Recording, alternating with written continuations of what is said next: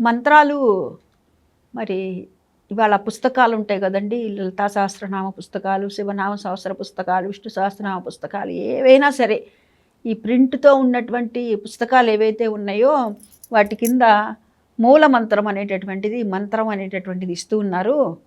ఏవైతే బీజాక్షరాలు ఉన్నాయో ఆ బీజాక్షరాలతో కూడినటువంటి మంత్రం అక్కడ చెప్తూ ఉన్నారు, కింద రాసి ఉంటుంది.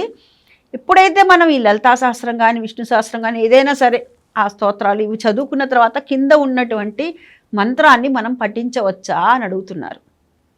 అయితే మంత్రం అంటే ఏమిటి అంటే గురువు దగ్గర నుంచి మనం తీసుకోవాలి. అసలు ఇటువంటి పుస్తకాల్లో ప్రింట్ చేయటమే డబ్బు కోసం అనేటటువంటిది ఒకటి తప్పు. రెండవది ఇంకా ఒక అడుగు ముందుకు వేసి వాటిని కొంచెము మ్యూజిక్ జోడించి ఏం చేస్తున్నారంటే క్యాసెట్ల రూపంలో కూడా బయటకు వస్తున్నాయి. అది కూడా తప్పే. ఇంకొకటి రింగ్ టోన్లు పెట్టుకుంటూ ఉంటారు, అది కూడా నన్ను అడిగితే తప్పే. అది వారి వారి అభిప్రాయం అనుకోండి. అయితే మంత్రం అనేటటువంటిది ఈ పుస్తకాల్లో ఉన్నటువంటిది మనం చదవచ్చా అని అడుగుతున్నారు. అంటే ఎప్పుడూ కూడాను మంత్రం అంటే మననాత్రాయితే ఇది మంత్రం, మనసులో మాత్రమే జపించేటటువంటిది మంత్రం ఒకటి. తర్వాత ఎవరైతే మనకి గురువులు ఉన్నారో, అక్షర లక్షలు చేసినటువంటి గురువులు ఉన్నారో ఆ గురువుల దగ్గర నుంచి మాత్రమే మనం ఉపదేశం తీసుకోవాలి. అంతేకాని ఈ పుస్తకంలో రాశారండి, లేకపోతే కనుక ఎవరో ప్రింట్ చేసి ఇచ్చారండి, ఈ ప్రింట్ని 10 మందికి ఇస్తే మంచిదన్నారండి, ఇలాంటివన్నీ కూడా పుణ్యానికి పోతే పాపం ఎదురవుతుంది.